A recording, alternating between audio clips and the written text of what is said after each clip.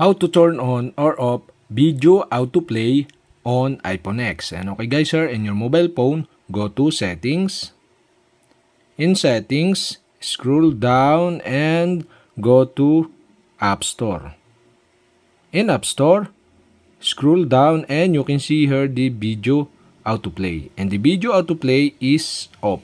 To turn on this, okay, you'll have to do is tap the video autoplay and there are options here so you can turn on or you can set into Wi-Fi only or turn off. So I decide to turn on the video autoplay. If this turn on, autoplay will temporarily turn off if you have low battery or a slow internet connection.